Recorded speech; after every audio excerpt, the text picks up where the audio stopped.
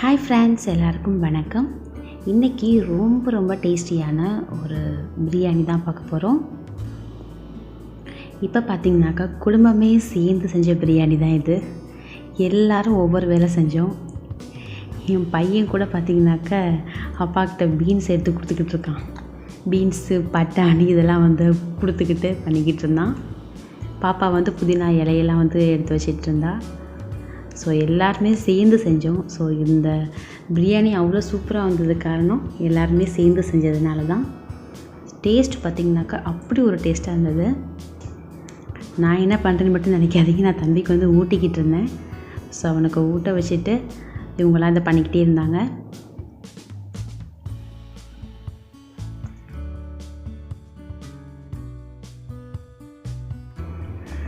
அதே போல் இந்த பிரியாணி பற்றி சொல்லியே ஆகணும்.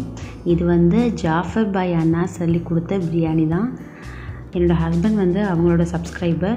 ஸோ அவங்க செய்கிற எல்லா வீடியோஸுமே பார்ப்பாங்க. அதை பார்த்துட்டு தான் இந்த பிரியாணி செய்யலாம் அப்படின்னு சொல்லிட்டு இன்றைக்கி செய்யலாம் அப்படின்னு சொன்னார். அதனால அதுக்கான வேலைகள் எல்லாமே செய்கிறோம். நான் காய் எல்லாமே கட் பண்ணி கொடுத்துட்டேன்.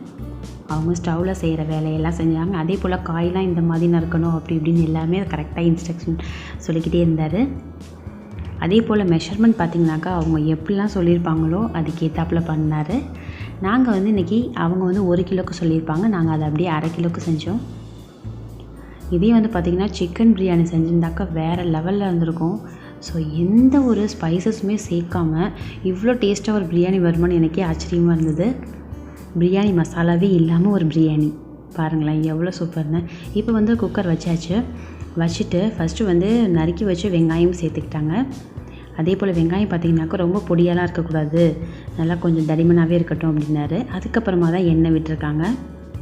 எண்ணெய் விட்டதுக்கப்புறமா இந்த மசாலா இலைகள் இதெல்லாம் சேர்த்துக்கிட்டாங்க. சேர்த்து இது நல்லா வதங்கணும். அந்த வெங்காயம் பார்த்திங்கனாக்கா நல்ல ஒரு பொன்னிறமாக மாறணும். அதே போல் நாங்கள் இன்றைக்கி 2 கப் அரிசி எடுத்திருக்கோம்.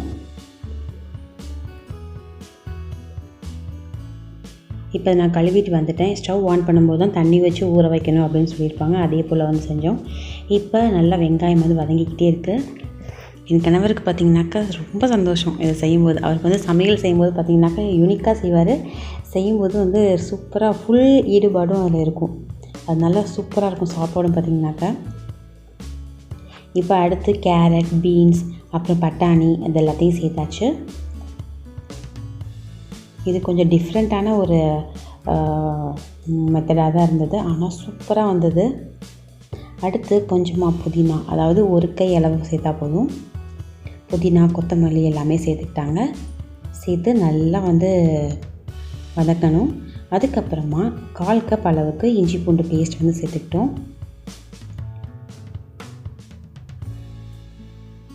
சேர்த்துட்டு நல்லா மிக்ஸ் பண்ணி விட்டாங்க. இப்போ அதுக்கப்புறமா மிளகாய் தூள் சேர்த்துக்கிறோம். நம்ம காரத்துக்கு ஏற்றாப்புல சேர்த்துக்கலாம். நாங்கள் ஒரு 2 ஸ்பூன் அளவுக்கு சேர்த்துக்கிட்டோம். நம்ம இதில் வேறு எந்த பொடியும் சேர்க்க போகிறதில்ல, இந்த மிளகாய் தூள் மட்டும்தான் சேர்க்க போகிறோம். அதுக்கப்புறமா 2 பச்சை மிளகாய் சேர்த்துக்கிட்டோம். இப்போ அந்த மிளகாய் தூள் அந்த எண்ணெயோடு அந்த காய் எல்லாத்துலேயும் மிக்ஸ் ஆகணும். அதுக்கப்புறமா பெரிய சைஸில் நறுக்கி வச்ச உருளைக்கிழங்க சேர்த்துக்கணும். லாஸ்ட்டாக தான் உருளைக்கிழங்கு சேர்க்கணும். அதுக்கடுத்து 1 கப் அளவுக்கு தக்காளி நறுக்கி வச்சுருந்தோம், அதை சேர்த்தாச்சு. 1/2 கப் அளவுக்கு தயிர் எடுத்திருக்கோம், அதையும் சேர்த்தாச்சு. இப்போ இது எல்லாத்தையும் நல்லா சேர்த்து நல்லா வதங்கணும். இப்போயே பார்த்திங்கனாக்கா சூப்பராக ஒரு மணம் வந்தது.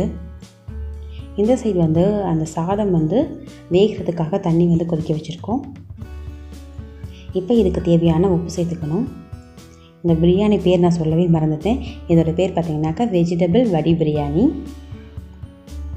நம்ம சாதத்தை வடித்து இதில் சேர்க்க போகிறோம். இப்போ நம்ம 2 கப் அரிசி எடுத்தோம், அதனால 2 கப் அளவுக்கு ஃபுல்லாக தண்ணி ஊற்றணும். நாங்கள் சூடு பண்ண தண்ணியை இதில் சேர்த்துக்கிட்டோம். சேர்த்துட்டு நல்லா மிக்ஸ் பண்ணி விட்டுக்கலாம். இப்போ உப்பு பார்க்கணும். உப்பு நல்லா கூட இருக்கணும், உரைக்கும் சொல்லுவாங்கள்ல, அந்த ஸ்டேஜில் இருக்கணும். இப்போ இந்த சைடு தண்ணியும் கொதிக்க ஆரம்பிச்சோன்னா ஊற வச்ச அரிசியும் சேர்த்தாச்சு. இப்போ பாருங்கள் இந்த புகை வந்ததில்ல, இந்த மாதிரி தான் வரணும் அப்படின்னு சொல்லிட்டு சொன்னார். அதே போல் கம கமன்னு வாசனை செம்மையாக இருந்தது. எப்படா சாப்பிடுவோன்ட்டு இருந்தது. அவ்வளோ ஒரு சூப்பராக இருந்தது. வீடே கம கம கமன்னு பிரியாணி மனமாக இருந்தது. இப்போ நாங்கள் வந்து ஸ்டவ்வை மாற்றியாச்சு. இந்த சைடு வந்து சாதத்தை வேக வச்சுட்டேன், இந்த சைடு வந்து குக்கரில் எடுத்து வச்சாச்சு. இப்போ சாதம் வந்து ஒரு அரை பங்கு வெந்திருக்கணும். அரிசி வந்து அரை பங்கு வெந்த மாதிரி இருக்கும்போது ஃபில்டர் பண்ணி எடுத்து வச்சாச்சு. இப்போ இந்த நல்லா மசாலா கொதிக்கும் போது நம்ம வடித்து வச்ச அரிசியை சேர்த்துக்கணும். அதாவது சாதம் அரை பங்கு வெந்திருக்கும், பாதி வெந்ததுன்னு சொல்லுவாங்கள்ல, அந்த மாதிரி இருக்கும். இப்போ அதை சேர்த்துட்டு அவங்க மிக்ஸ் பண்ணி விட்ட இதை பாருங்களேன், இந்த மாதிரி பண்ணி விட்டார். இப்படி பண்ணும்போது பார்த்திங்கனாக்கா நம்ம கரெக்டாக செஞ்சுருக்கோம் அப்படிங்கிறதுக்கு, தண்ணியெல்லாம் கரெக்டாக செஞ்சுருக்கோம் அப்படிங்கிறத எப்படி பார்க்கலான்னா, நம்ம இது மாதிரி பண்ணி முடிச்சதுக்கப்புறமா அந்த தண்ணி வந்து கொஞ்சம் அரிசிக்கு மேலே வருமா. ஸோ அப்படி செஞ்சோம்னாக்கா நம்ம கரெக்டாக செஞ்சுருக்கோம் அப்படின்னு அர்த்தம். ஸோ எங்களுக்கும் அதே போல் வந்தது. ஓகே, எங்களுக்கும் கரெக்டாக வந்திருக்கு அப்படின்னு நினச்சோம். இனிமேல் நம்ம அப்படியே மூடி வச்சுட்டு சிம்லேயே வச்சிட வேண்டியது தான்.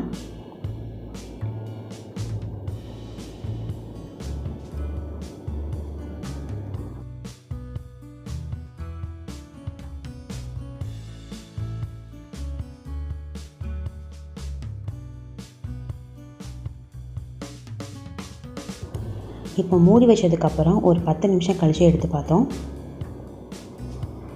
இப்போ கொஞ்சம் லைட்டாக தண்ணி இருக்குது. இதை நல்லா ஒரு கிளறி விடலாம். நல்லா அந்த சாதம் பார்த்திங்கனாக்கா உடையாமல் சூப்பராக இருந்தது. உண்மையிலேயே வந்து அந்த பாய் வீட்டில் செய்கிற பிரியாணிக்கு வந்து ஒரு தனி டேஸ்ட் இருக்குங்கிறத நாங்கள் கண்டிப்பாக வந்து சொல்லியே ஆகணும்.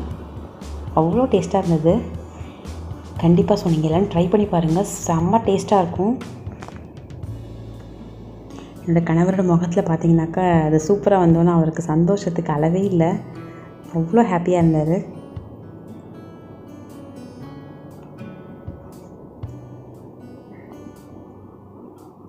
இப்போ நாங்கள் மூடி வச்சிட்டோம். இப்போ மூடி வச்சுட்டு ஒரு 10 நிமிஷத்துக்கு அப்படியே விட்டுடலாம்.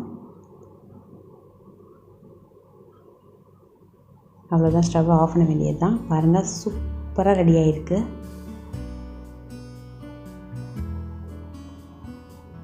அப்படியே பொலன்னு வந்தது. இது வரைக்கும் நாங்கள் பிரியாணி செஞ்சுருக்கோம், இந்த மாதிரி எனக்கு வந்ததே கிடையாது. அவ்வளோ சூப்பராக வந்துருந்தது. இந்த மாதிரி தனித்தனியாக சாதம் வந்து பிரிஞ்சு அப்படி பொலன்னு வந்ததே கிடையாது. இன்னும் கொஞ்சம் குழஞ்ச மாதிரி ஆகிடும், இல்லை கொஞ்சம் ஒரு மாதிரி ஆகிருக்கும். ஆனால் இன்றைக்கி வந்து பார்த்திங்கனாக்கா அது பர்ஃபெக்டாக வந்திருந்தது. டேஸ்ட்டு வந்து இது வரைக்கும் நான் சாப்பிட்டதுலே இல்லை அப்படின்னு சொல்லலாம். அந்தளவுக்கு சூப்பரான ஒரு டேஸ்ட்டில் இருந்தது. என்னெல்லாம் வந்து வெயிட் பண்ணவே முடியல. நான் இப்போயே சாப்பிட்றேன்னு சொல்லிட்டு கொஞ்சோண்டு எடுத்து வச்சு டேஸ்ட்லாம் பார்த்தேன். காரம் எல்லாமே பார்த்திங்கனாக்கா கரெக்டாக இருந்தது. இப்போ ஸ்டவ் ஆஃப் பண்ணி ஒரு 10 நிமிஷத்துக்கு அப்படியே விட்டுருந்தோமா, அதுக்குள்ளே பார்த்திங்கனாக்கா நான் ரைத்தா பண்ணிவிட்டேன். அதில் வந்து வெள்ளரிக்காய், வெங்காயம், தயிர் சேர்த்துருக்கேன். கொஞ்சமாக லெட்யூஸும் வந்து நறுக்கி வச்சுருக்கேன். என் கணவருக்கு வந்து பிடிக்கும், அதனால அவருக்காக நறுக்கி வச்சுருக்கேன். இப்போ சூப்பரான வடி பிரியாணி ரெடி ஆகிடுச்சு. இப்போ நாங்கள் எல்லோரும் சாப்பிட போகிறோம். ஸோ நீங்கள் ட்ரை பண்ணி பாருங்கள், செம்ம டேஸ்ட்டாக இருக்கும். இந்த வீடியோ பிடிச்சிருக்கு அப்படின்னாக்க லைக் பண்ணுங்கள், ஷேர் பண்ணுங்கள், மறக்காமல் என்னோடய சேனலை சப்ஸ்கிரைப் பண்ணுங்கள். அடுத்து ஒரு சூப்பரான வீடியோவில் சந்திக்கிறேன். அது வரைக்கும் பை ஃப்ரெண்ட்ஸ்.